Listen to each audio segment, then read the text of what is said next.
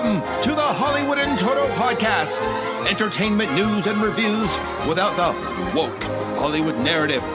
Free speech, free expression. Now that's entertainment. And here's your host, award-winning film critic, Christian Toto. Coming up next on the Hollywood and Toto podcast, we show how the press plays defense for the Mouse House. Yeah, that's Disney. And how it tracks with the modern political scene so perfectly, it hurts. And we talk with Peachy Keenan, author of the combative new book, Domestic Extremist. She's a former liberal turned culture warrior for the right, and she's got some provocative things to say about pop culture. Stay tuned. Who needs PR executives when the media does the job for them? We just learned there's little appetite for a movie about the Flash, especially when it stars an actor who has been credibly accused of grooming minors. Twice. This is mad trippy. Dude, this is catastrophic. So how does a website like Deadline.com cover the Flash's awful no-good box office reception? Well, see for yourself. This is what happens when your cast isn't available to promote a major motion picture. Yeah, remember when the Transformer robots refused to speak to Esquire magazine? It was a bloodbath. Now, how did the Hollywood Reporter cover the weekend's other box office disaster, Disney's Elemental? Check this out. One ray of hope, Elemental earned an A cinema score and stellar exit scores in post-track, which could result in legs at the box office. Ray of hope? Is this journalism or is this the Disney employee newsletter? The modern entertainment reporter takes turns sticking their heads in the sand and then actively rooting for certain films over others. Here's a heads up, by the way. The media is going to go all in on that Barbie movie coming this summer. Just you wait and see. Trust me. But this problem doesn't stay in the Hollywood lane. Consider how Axios pretended that President Joe Biden's latest head-scratching comments were nothing to worry about. Trust us. All right. God save the Queen, man. What? That's just old-timey talk, according to the state-controlled media. I mean Axios. President Biden often uses old-timey expressions that confound even his own staff. Wow. It gets worse. The outlet turns its fire not on a senile president, but the opposing party, which didn't pounce or seize on his latest befuddlement. It weaponized it. Check out this clip. Biden's quirky aphorisms are sometimes weaponized by Republicans to insinuate the 80-year-old president is in mental decline. But Biden has been using unique phrases for years, but even some of his aides aren't exactly sure what he means by them. Wow. Don't hurt your back carrying all that water. But I think the gold standard, the very best example of PR as journalism, when it comes to politics, goes to Wired. They try to prop up the unbelievably ineffective Transportation Secretary Pete Buttigieg with a profile that might embarrass members of his immediate family. Hey kids, this is too much. We love the guy, but you've gone way too far. Check this out. As Secretary Buttigieg and I talked in his underfurnished corner office one afternoon in early spring, I slowly became aware that his cabinet job requires only a modest portion of his cognitive powers. Other mental facilities, no kidding, are apportioned to the Iliad, Puritan historiography, and Knausgaard Spring, though not in the original Norwegian. Slacker.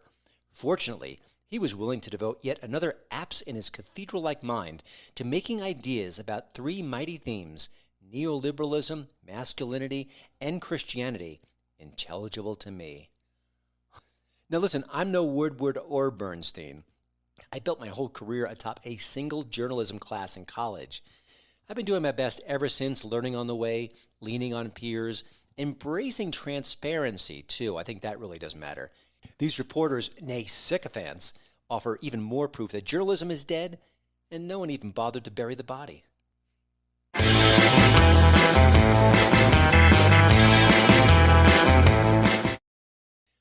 Did you know that Hollywood conservatives once gathered in secret under the Friends of Abe banner? Why? They knew that if they were outing their political beliefs in public, it could come back to haunt them on the next movie set. And that's assuming they'd be on a movie set after airing those views publicly. You know how Hollywood works. The Blacklist 2.0, it's alive and well. It also helps explain why our next guest used a colorful moniker instead of her own name. She goes by Peachy Keenan, and she's a very feisty contributor to The Federalist, The American Mind, and she's the author of a provocative new book called Domestic Extremist. Yes, being happily married mother of more than one kid means that she's an extremist in some circles, and she's darn proud of it. And she wants you to be an extremist too. Now, Peachy shares more about being anonymous in the culture, what conservative platforms like the Daily Wire should be doing in the culture war battles, and so much more in our conversation. I hope you enjoy getting to know Peachy Keenan. I know I did. Peachy, thanks for joining the show. But before we get into the nitty-gritty here, I want to ask about your pseudonym, the pen name. It's fun, obviously. It always makes me smile. But there's a reason behind that, and I don't want to lose the reason behind that. So can you just real quickly tell me how that happened? Because I think we need to understand that you can say or do almost anything if you're left of center. But heaven help you if you're a little bit on the right, and you could get in trouble. And I think your name speaks to that. But you tell me in your own words. Okay, yeah. So I started writing and tweeting as Peachy Keenan. I think I started the Twitter account in like July 2019. But I had previous accounts, a couple of them on Twitter, as in anonymous, made up names. Because at the time I'd been working for the last 3 or 4 years at that point, full time in-house. I didn't have a baby at the time, for a very large entertainment company, one of the largest Hollywood studios in the world, in fact, as a writer in-house, as an in-house creative. And I'm not going to say who, but suffice it to say that I was surrounded on all sides by extremely far left people. These are, I guess at one point they were probably just kind of standard liberal Democrats, but by that point, after 2016, they all became kind of Trump-hating fanatics. And basically every day they were convinced he was a Russian asset. This is what they would talk about. We were trying to write kind of upbeat, fun, family-friendly copy for consumers. Yeah. They would be taking breaks to talk about, the latest, Robert Mueller finding and all that. So I was not safe to express really any opinion. I just kind of went along with the ride because I was getting paid a nice sum and I had to support my family also. And it's interesting because, the people you were working with, they wouldn't think about, I need to hide my identity or I can't share my true thoughts, because there would be no repercussions there. But for you, it's different. Oh, yeah. There was absolutely no qualms about sharing exactly how they felt about everything. People had their cubicles decorated with whatever their affinity group was, rainbows, whatever it was, except for me. And I would sometimes wonder, like, are there any others like me out here hiding in the closet? And I was literally never able to find a single one. Or their heads were down so low, you just couldn't see them above the cubicles. That's right. That's right. I think that you and we're very different in a lot of ways, but I think we have something in common. You can correct me if I'm wrong. I did not start out to be a culture warrior. I just liked movies. I wanted to be a film critic. I made that happen. It's a quasi-miracle given my silly background. But I became a culture warrior by accident, just because life and events and the culture itself made it a reality, made it a necessity. It sounds like you've kind of had a similar path. Is that fair to say? Oh, absolutely. I never dreamed that I would be dealing with all of this stuff and be, writing about these topics. I never thought it would be a need. I mean, like you, I grew up, I was in love with pop culture. I was in love with, comedy writers, comedians. That was like my first love. I was a comedy writer's assistant. One of my first jobs out of college. In college, I wrote for our college equivalent of like the Harvard Lampoon, kind of satire, parody. I loved all that stuff so much. I wanted to be a TV comedy writer. A lot of my friends became quite successful as sitcom writers and producers. I wanted to be a screenwriter. I wanted to write for David Letterman. Those were my early aspirations. So this stuff, I did sort of totally fall into it. I mean, it just became, the split happened where you could no longer stay apolitical. You would, I guess around, I don't know, Obama, but then later with Trump, I sort of realized that my, quote unquote, normal beliefs were suddenly marked to me as like this fringe radical. And so, I just had to go anonymous from there. Yeah. Your book, Domestic Extremist, it's got a very serious message. And to me, it's we can't sit back and pull a Paul Ryan on the culture and let it be corrupted. We've got to act. Can you share a little bit? We'll kind of there's a lot of layers here, but how does it apply to entertainment? I think there's many ways to approach it, but just on a general level, hey, there's lots of stuff coming out. It's from Warner Brothers, it's from Disney, it's from Paramount. What is the initial stance that we take if there's a lot of content that just aggressively that goes against our values? Right. I mean, yeah, the book is about basically how to, live your life and raise a family in the face of this sort of like, Sure. fire hose in the face of like, not just like progressivism, but like really what I would term like just extreme fringe kind of almost like fetish content at this point.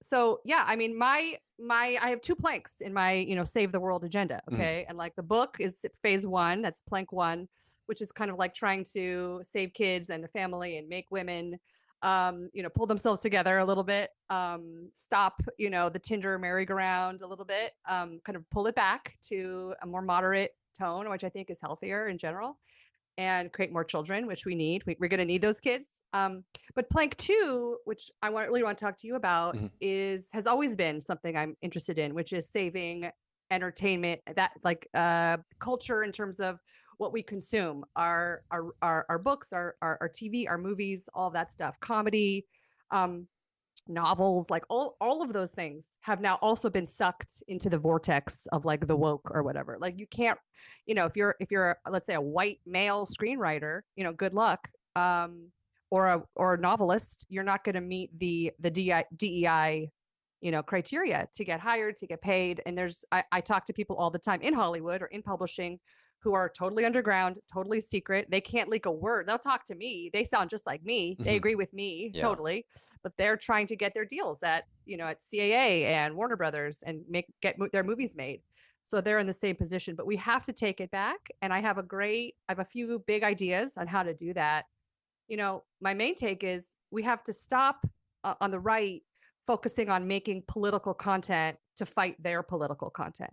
I don't really want to see hagiographies about Ronald Reagan or, enough World War II content. I think, we have plenty, you know what I mean? That's or a good enough point. with it. The History Like, Channel is full. Thank you. Yeah. I mean, and like a lot of, there's Christian content. Most of it is not very good. Some of it is excellent, but I think we're all full up in that department. What I want to see are big 4-quadrant blockbuster movies that appeal to everyone because they're not political. Yeah. And by being non-political, they're extremely political. But I don't want Bechdel tests. I don't think there should be racial quotas in casting. I think we have to just go for excellence. You've stolen my line, or maybe I've stolen your line, because I thought Top Gun Maverick was so aggressively apolitical. It was a political statement. And of course, the box office speaks for itself. Well, on that same vein, we've seen the Daily Wire make some movies. Blaze TV just put out a film called Reopening, which is quite good. I was shocked how good it was. Fox Nation is dabbling here and there. They've got specials with Rob Schneider and Roseanne Barr.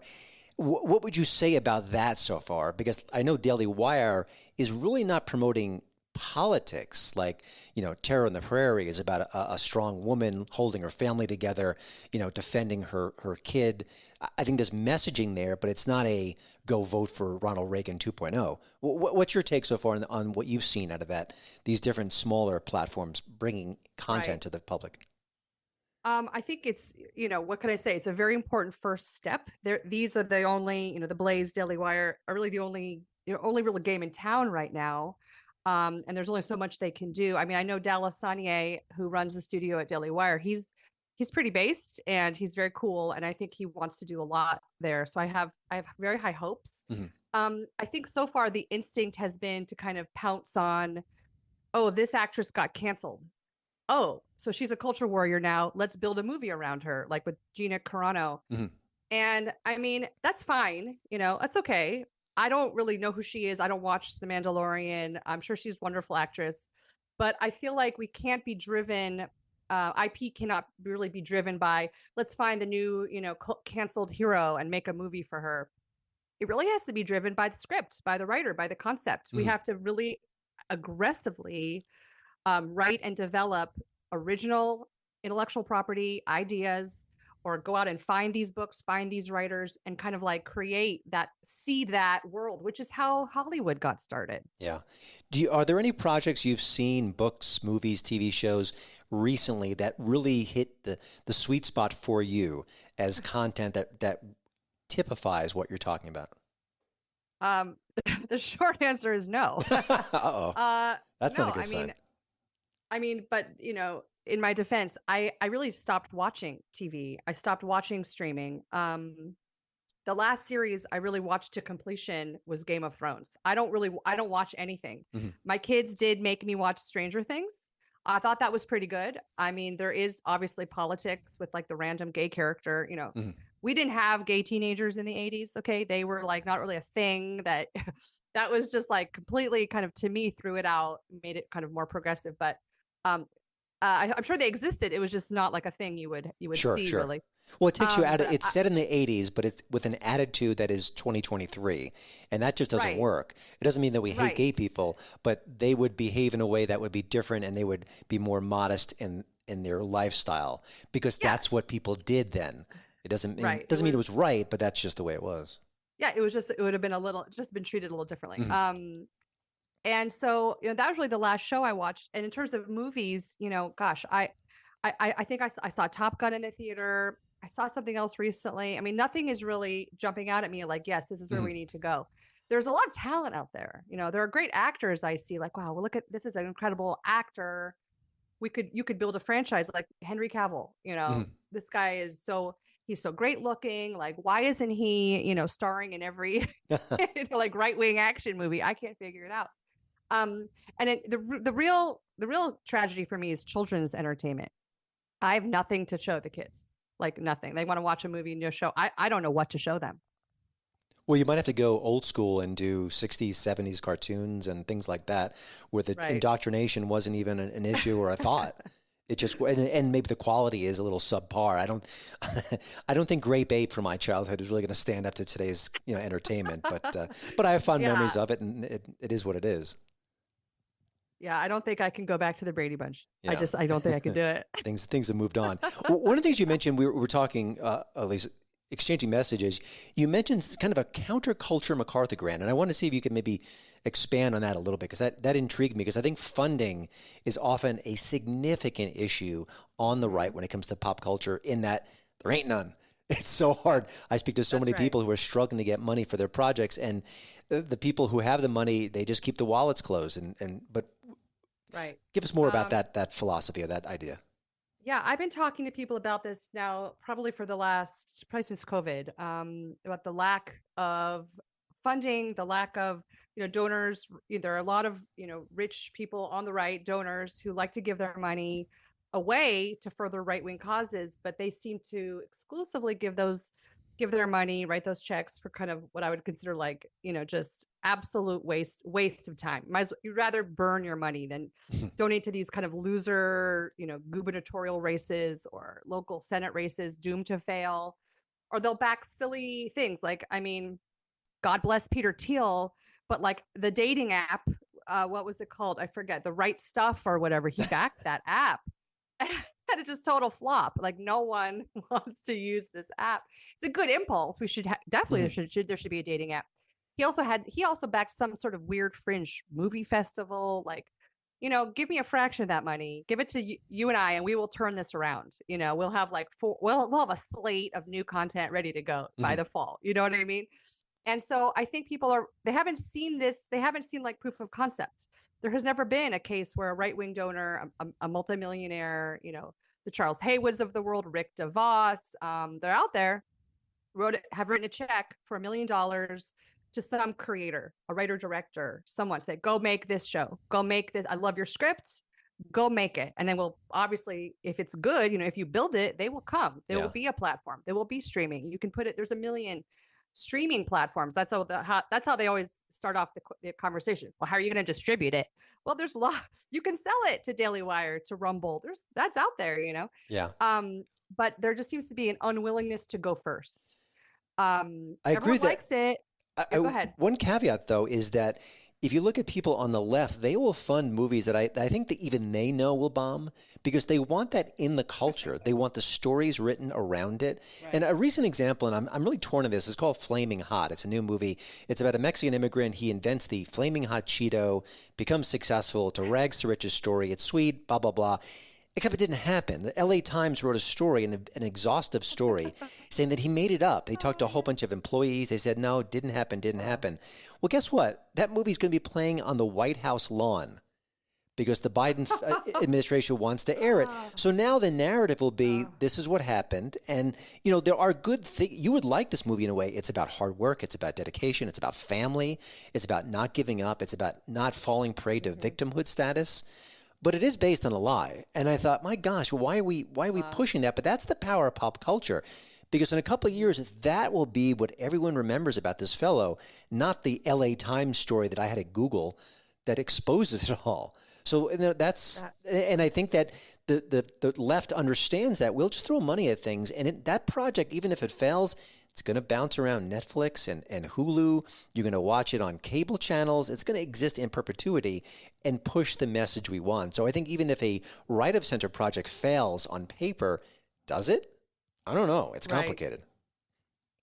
Oh, that's so fascinating. And yeah, there are so many reasons why people on the left will fund content. Most of it is horrible. You know, I mean, yes, there's some good stuff, high quality at least. Even I might not agree with the message, but they'll fund anything. They'll fund garbage. You can look at streaming. There's a million movies and shows all the time that are not good. They don't seem to care. They just want it out there. They want to see, fill the quotas, and there's just buckets of cash flying around. So they're comfortable taking swings and missing a lot. And it feels like on the right, people are nervous to do that. They're not scared to back a candidate who gets 2% in the polls and flops. That's totally fine. Yeah, that's a great point. I don't know what the reticence is, and I think that with Daily Wire, they have kind of broken the seal. And I know that the Blaze now does want to produce more, more narrative content, more scripted content. And I hope they do. But yeah, none of it's going to get off the ground without really going back to the old days of Hollywood with these kind of visionary muckers who were going to make the deal, the Bob Evans of the world. Where are these guys? Maybe it's you, but we have to kind of start seeding the world. I mean, there would have been no Godfather without a guy like Bob Evans who had to fight tooth and nail to make this crazy novel into a movie. And they, there was so much fighting and who's going to get cast. And it turned into this sort of iconic, American, towering achievement. We have to start taking swings like that. And it really comes down to who has, the balls to put something like that together, to channel the old ways for our purposes. Yeah. And the American dream is all about risk, about sticking your neck out and trying something new. One of the things I weigh in about a lot is that sometimes they were a right of center or traditional valued projects out there in the public space and they get ignored. And my perfect example in a sad way is Richard Jewell, the movie by Clint Eastwood, which was exposing media bias, exposing the corruption in the FBI, and literally no one saw it. It did so terribly at the box office. But now I'm thinking the Bud Light saga is a wildly different story because even though it's an imperfect storyline, and even though you could say, oh, it's just one beer can, it's one little campaign, the reaction has been so swift and so powerful. Why do you think that became the powder keg? That became the moment as opposed to other things? I think that with Bud Light, it does seem to be a little bit of a turning point. I think just because it was so clear, it was so black and white. It was such a crazy, hilarious mismatch of a brand and a marketing campaign. That was just so funny, Dylan made up to look like Audrey Hepburn, Breakfast at Tiffany's in a bathtub with the, with the Bud Light. It was just hilarious, first of all. And obviously people were just not having it. And no one wants to be a part of that brand anymore. Of course, now they're going to Modelo, which is also owned by Anheuser-Busch. So guys, don't, find a new beer. Drink something else, please. But that was a kind of a watershed moment in terms of culturally, because people started to finally enjoy a boycott. No one ever wanted to do boycott. I don't want to stop buying Nikes. I don't want to stop going to Disneyland. Those things cause me pain. But to stop buying Bud Light is a relatively easy thing to do. There's a million other choices. It's no skin off your back. And people started having fun with it. Okay. And now they're having fun with the Target boycott. Like, how long can we avoid Target? Trust me, I love Target. It's hard for me to resist. Okay. Mm-hmm. And my friends and I are like, we're not going, no Target. Like, they really are enjoying seeing that company get hurt financially, because you feel like, oh, I'm having some impact, even me and my measly dollars. One of the things you mentioned there caught my attention specifically. It's the joy/humor. There are a lot of laughter. There's a lot of laughter around the Bud Light situation, a lot of memes, a lot of jokes to be told. In good taste and bad taste, I'm sure both apply. But maybe the fact that it's humor. And by the way, Blaze TV looks like they're going to be leaning hard into the humor element, which I don't think the Daily Wire has done nearly enough. And I think that's the real secret sauce. I think when you can make people laugh, it does break down boundaries, which is why the left is so protective of both comedy and satire. And even, the late night shows with Biden, they won't go near Biden because they know that the right joke becomes a meme, becomes a narrative, becomes Gerald Ford, a.k.a. Chevy Chase, stumbling down the stairs. I mean, they understand that power. Mm-hmm. And I think maybe the Bud Light thing, there was an element of humor there. And maybe that's what elevated above it. Then you see the results, and then the momentum is going. You said in a recent interview, it's not left and right anymore. And I agree with that. And from my perspective, especially with free speech, I cheer on the Bill Maher's, the John Cleese's. They're not conservative by any stretch, but they're fighting for free expression. I think that matters. Where do you see that, the left and right? You mentioned it's not that. So what is it, and how do we bring more people to our side, a traditional, friendly, freedom, accepting situation? Yeah, I do believe it's not left and right. It seems to be the divide now is people who want to be able to enjoy what they want, to laugh, to kind of have, take no prisoners, to not have things that are off limit, that are taboo. Their humor has always come out of people making fun of things that you're really kind of maybe you're not supposed to talk about that. Mm-hmm. Maybe someone will get offended by one joke or two jokes. I mean, if you listen to the beginning of Eddie Murphy Delirious back in the 80s, it's shocking. You can't believe he was able to make those jokes that he made back in like 87 or whatever he did. But comedy is such an incredible litmus test. And, there used to be, obviously you didn't make jokes about, you're not going to joke about like the Holocaust. There's some things you're not going to joke about, but now like that has kind of been applied to almost everything. Like, it's very hard to find a topic we can all laugh about. You really can't. And making fun of people on the left. Yeah. Making fun of Joe Biden. SNL was my favorite show in the 80s and 90s. I watched every night. It was just hilarious. Their Clinton, Phil Hartman doing Clinton was one of the funniest impressions. Will Ferrell doing Janet Reno was, just like classic. But comedy is so important. It really feels like we have to get it back. Johnny Carson's monologue used to kind of unite the entire country at 11:35 at night. The entire country would watch Johnny Carson. He would get like 50 million people on like a Wednesday night for no reason. You know what I mean? And the next day, everyone would laugh about the consensus. He made it okay to laugh about the president, to laugh about some situation in the Middle East, or to laugh about, some silly movie. He made it okay. He broke the seal. We don't have that anymore. Yeah. And that's why I wrote that. I wrote a pilot script for a TV sitcom. You read it. You blurbed it. Thank you very much. And actually, the head of the Blaze studio, loved it too. And he has been talking to me about potentially producing it. We're still kind of negotiating all that stuff. And basically, I wanted to write a sitcom about a family where they have like a right-wing kid, kind of like Family Ties, the Michael J. Fox character, Alex P. Keaton. And they have like a very woke liberal daughter in college. The parents are kind of in the middle. The mom is like a Trump loving, QAnon, and like just throw these elements together and like, because this is real. This is what people have in their own family, And I thought it'd be so hilarious. And I mean, look, I think it could still be made. We're going to have to find ways to get projects like that done that represent half the country and make them laugh. Well, I think Roseanne did that with the Roseanne reboot, then that one awful tweet, and they just basically wiped it and her away, and she's never been forgiven since then. But I have to say, in reading your work, you've got a very, very funny, lively voice, and I'm not surprised to hear. I didn't know about your background specifically, but I wasn't surprised to hear any of that because I love the way you write, and it makes When I read something that I enjoy and I get a little pang of jealousy, like, oh, I want to write like that. I want to be as funny as that. So that really does capture the way you bring to the political situation. You. But of course, the book is Domestic Extremists. It's available right now at Amazon or your favorite bookseller. It's funny, it's feisty for sure, but it's full of tips on the culture war right now, because it is a war. We are all fighting it, and you can't sit back. You can't do the Paul Ryan. You can't just say, I'm going to let things go on as they are, because it's a losing situation, and we have to start fighting back right now, and this is a great way to do it. I'm glad you're the strategist, the general in charge of that, Peachy, and I really appreciate it. Oh, I am? Oh, okay. I've dubbed thee. And keep running funny stuff, too. So thanks so much, and good luck with the book. Thank you so much, Christian.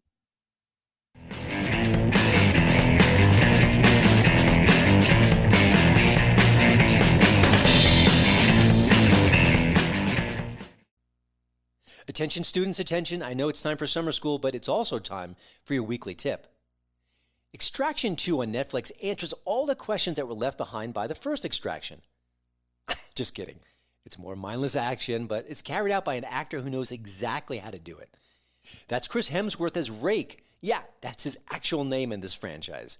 He was left for dead in part 1, but you can't keep a good Asgardian down. You know that. So once he does the obligatory back to health montage, which is a kissing cousin to the Rocky training montages, he's got to rescue a gangster's wife and her kids from a very nasty prison. That's the story, essentially. He is protecting this mom and her kids, and he's always staying one step ahead of the bad guys. And there's a lot of bad guys. The body count here is through the roof. It's simple, it's direct, it's flavorless for sure, but it's very exciting. The action sequences go on, and they are brilliantly staged. You know, when you think about what they can do with a Netflix movie, it's just as bombastic as anything in theaters. You know it. And I have to say, seeing a Hollywood-style blockbuster at home for the first time, knowing it skipped theaters entirely, there's a little buzz to that. I can't deny it. Now, Idris Elba, great actor, pops up a time or two real briefly, but just to hint that there could be an Extraction 3 in the works. And of course, we learned a couple days ago, there is one in the works. Surprise, surprise. Still, action junkies are going to really like Extraction 2. And if you're looking for nuanced, deeply felt characters, some social messaging, some broader themes about the human experience, well, go fish. All right, that's it for this week. Thank you again to Radio America for having me as part of their podcast lineup. And I hope you'll tell a friend about the show or just pen a 5-star review over at iTunes. It takes just a moment, but it lasts a lifetime. See you next time.